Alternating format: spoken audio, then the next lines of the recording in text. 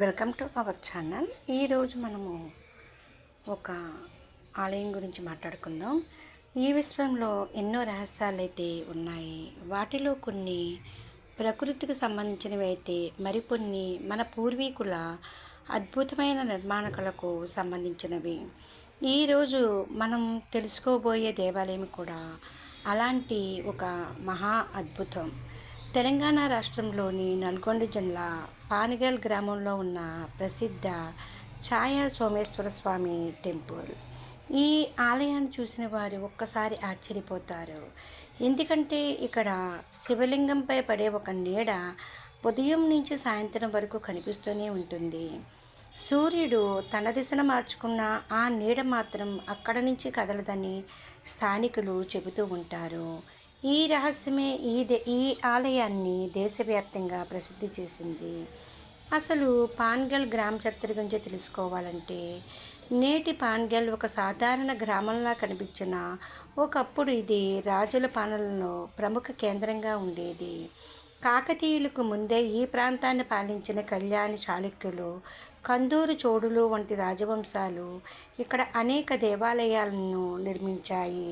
పాన్గల్ ప్రాంతము ఒకప్పుడు విద్య, వాణిజ్య మరియు ఆధ్యాత్మిక కేంద్రంగా వెలుగొందింది. ఆ కాలంలో నిర్మించిన దేవాలయాల్లో అత్యంత ప్రసిద్ధి చెందినది ఛాయా సోమేశ్వర ఆలయము. ఈ ఆలయము దాదాపు 1000 సంవత్సరాల చరిత్ర కలిగి ఉంటుందని చరిత్రకారులైతే భావిస్తున్నారు. అసలు ఛాయ అనే పేరు ఎలా వచ్చింది అంటే, ఛాయ అంటే నీడ. ఈ ఆలయంలోని ప్రధాన అద్భుతం ఒక స్థిరమైన నీడ. శివలింగంపై ఒక స్తంభం నీడ పడుతూ ఉంటుంది. సాధారణంగా సూర్యకిరణాల దిశ మారితే నీడ కూడా మారాలి, కానీ ఇక్కడ కనిపించే నీడ మాత్రం చాలా ప్రత్యేకంగా ఉంటుంది. అందుకే ఈ దేవాలయానికి ఛాయా సోమేశ్వర ఆలయం అని పేరు వచ్చింది. ఇక ఈ ఆలయ నిర్మాణ విశేషాలు తెలుసుకోవాలంటే, ఈ ఆలయం అనేది పూర్తిగా రాతితో నిర్మించబడింది. ఆలయంలోకి అడుగుపెట్టగానే అద్భుతమైన శిల్పకళ మన కళ్ళను ఆకర్షిస్తుంది. ప్రతి స్తంభం మీద దేవతల రూపాలు, పుష్పాల నమూనాలు, జంతువుల శిల్పాలు చెక్కబడి ఉంటాయి. ఇవి నేటి ఆధునిక యంత్రాలు లేకుండా నిర్మించబడ్డాయని తెలుసుకున్నప్పుడు మనకు మరింత ఆశ్చర్యం అయితే కలుగుతుంది. ఆలయంలోని ప్రతి భాగం ఎంతో ఖచ్చితత్వంతో రూపొందించబడినది. ఇక ఈ ఆలయంలో 3 గర్భగుడుల ప్రత్యేకత అనేది ఏంటో చూద్దాం. ఈ ఆలయంలో ఒకే గర్భగుడి అయితే కాదు, 3 వేర్వేరు గర్భగుడులు ఉన్నాయి. ఒక గర్భగుడిలో సోమేశ్వర స్వామి, మరొక గర్భగుడిలో మరో శివలింగం, 3వ గర్భగుడిలో కూడా శివస్వరూపం దర్శనమిస్తుంది. ఇలాంటి నిర్మాణం చాలా అరుదుగా కనిపిస్తూ ఉంటుంది. అది అప్పటి శిల్పుల ప్రతిభకు నిదర్శనము. ఇక పచ్చల సోమేశ్వరుడి గురించి చెప్పాలంటే, ఈ ఆలయంలోని ప్రధాన శివలింగం పచ్చని రంగులో కనిపిస్తుంది. ఇది ప్రత్యేక రాతితో రూపొందించబడినట్లు చెబుతారు. అందుకే భక్తులు దీనిని పచ్చల సోమేశ్వరుడు అని కూడా పిలుస్తూ ఉంటారు. దీపాల వెలుగులో ఈ శివలింగం ఎంతో మరింత అందంగా కనిపిస్తుంది. ఇక నీడ రహస్యమైతే, ఇప్పుడు ఈ ఆలయంలోని అత్యంత ఆసక్తికరమైన అంశం గురించి తెలుసుకుందాం. ఆలయంలోని ఒక స్తంభం నుంచి ఏర్పడే నీడ శివలింగంపై పడుతుంది. సాధారణంగా ఉదయం పడే నీడ మధ్యాహ్నానికి మారాలి, మధ్యాహ్నం పడే నీడ సాయంత్రానికి మరోవైపుకి వెళ్ళాలి.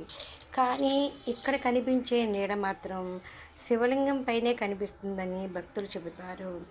దీనిని చూసిన అనేక మంది ఆశ్చర్యపోతారు. ఇది దైవ మహిమ అని కొందరు నమ్ముతారు. మరికొందరు శిల్పకళా నైపుణ్యం వల్ల ఏర్పడని దృశ్యమని భావిస్తారు.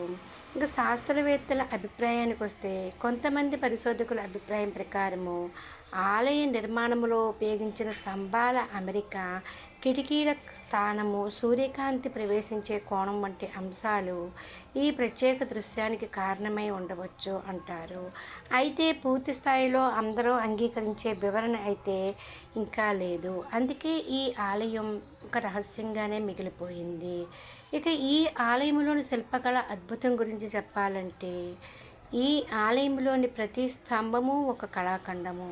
కొన్ని స్తంభాలపై నర్తకుల శిల్పాలు ఉంటాయి, మరికొన్ని స్తంభాలపై దేవతామూర్తులు చెక్కబడి ఉంటాయి.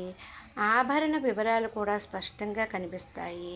1000 సంవత్సరాల క్రితం ఇంత సూక్ష్మమైన పనితనం ఎలా సాధ్యమైందో అనిపిస్తుంది. ఇక నంది మండపం గురించి చెప్పాలంటే శివాలయాల్లో నంది విగ్రహానికి ప్రత్యేక స్థానం అనేది ఉంటుంది. ఇక్కడ కూడా భారీ నంది విగ్రహం దర్శనమిస్తుంది. భక్తులు ముందుగా నందిని దర్శించి తరువాత శివుడిని దర్శిస్తారు. ఈ సాంప్రదాయం అనేది శతాబ్దాలుగా కొనసాగుతూనే ఉంటుంది. ఇక ఈ ఆలయంపై కాకతీయుల కాలం ప్రభావం ఎలాగుందంటే తెలంగాణలోని అనేక ఆలయాలపై కాకతీయుల శిల్పకళ ప్రభావం కనిపిస్తుంది. అలాగే ఛాయా సోమేశ్వర ఆలయంలో కూడా ఈ ప్రభావం స్పష్టంగా కనిపిస్తుంది. రాతిపై చేసిన సూక్ష్మ శిల్పాలు, స్తంభాల నిర్మాణం, మంటపాల రూపకల్పన కాకతీయ శైలును గుర్తుకు తెస్తాయి.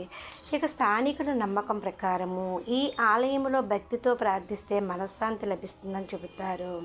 ప్రత్యేకంగా సోమవారం రోజున అనేక మంది భక్తులు ఇక్కడికి వస్తారు. మహాశివరాత్రి సందర్భంగా వేలాది మంది భక్తులు దర్శనం చేసుకుంటూ ఉంటారు. ఇక ఈ ఆలయంలో జరిగే ఉత్సవాల గురించి చెప్పాలంటే మహాశివరాత్రి అనేది ప్రధాన ఉత్సవం. ఈ సందర్భంగా ప్రత్యేక పూజలు నిర్వహిస్తారు. రాత్రంతా జాగరణ చేస్తారు.